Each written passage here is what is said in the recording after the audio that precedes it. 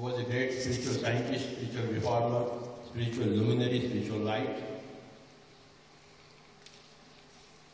Today, on this third day of the Global Congress of Spiritual Scientists,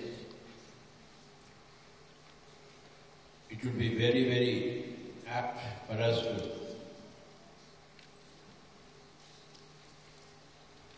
remember back again that great master through the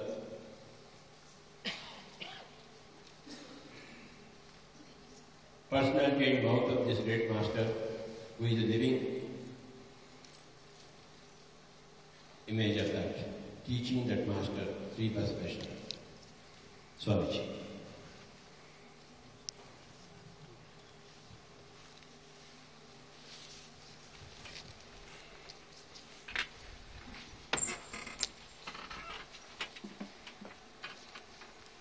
Good morning, everyone.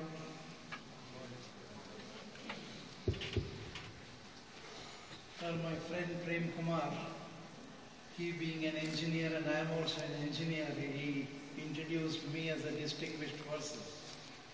The question is, who is a distinguished person?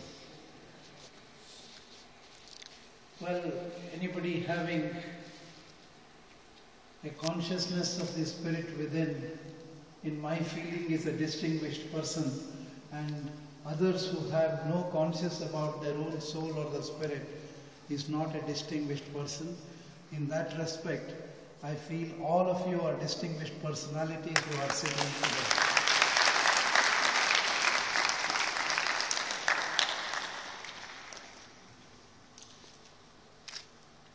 Well, fortunately, the priority of my life changed towards spirituality when I became the president of Basava Samiti, an organization about which I do not wish to discuss much, but I would like to pinpoint as to, in the 12th century, there was a spiritual revolution in this part of the country, or in this part of the globe, in Karnataka. It was a socio-spiritual revolution, and of course, when we know the spirituality in depth, I do not think we will have to compare it with the scientific approach. Maybe the youngsters who do not have faith in spirituality may try to compare it with science and say that it is a necessity to discuss about spirituality through the scientific mode of communication. Well, Basaveshwara in the 12th century, maybe we are a couple of people sitting here together today. Over a period of 30 years, he had 770 great masters of the entire country joining together in one particular place and discussing about the socio-spiritual life of an individual. Well, I do not think anywhere such an experiment has been done with respect to inculcating the spirituality with an individual, especially with a more focus of developing the personality of the downtrodden and humble people of the society, not the literate people, not the very high elements of the society, but he concentrated on the lowest strata of people who may be a cobbler, who may be a carpenter, who may be anything, who has been treated as an untouchable in our country. Such people he elevated to great heights of spirituality through his constant approach, his vachanas written in Kannada. Yes, now we are trying to translate into different parts of the different languages of our country, as well as in English, Spanish, Chinese and other languages.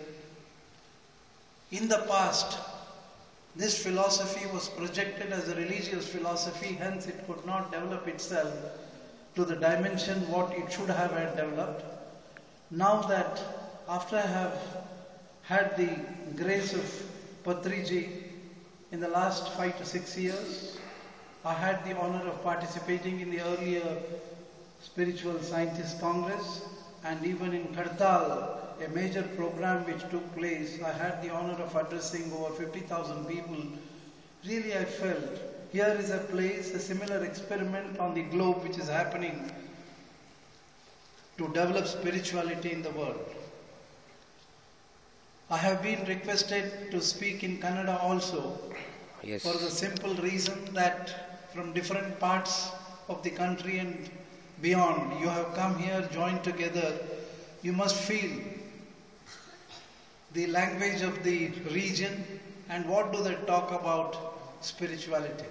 And I shall try to put them in English for your benefit, those of you who you do not know Kannada. There were 770 spiritual scientists joined together, and quite a number of women were there. None of them were educated, but still this man taught even the simple letters and words and brought them to the heights of literary revolution in Kannada literature. Akka Mahadevi is one of the greatest spiritual scientists, in my opinion.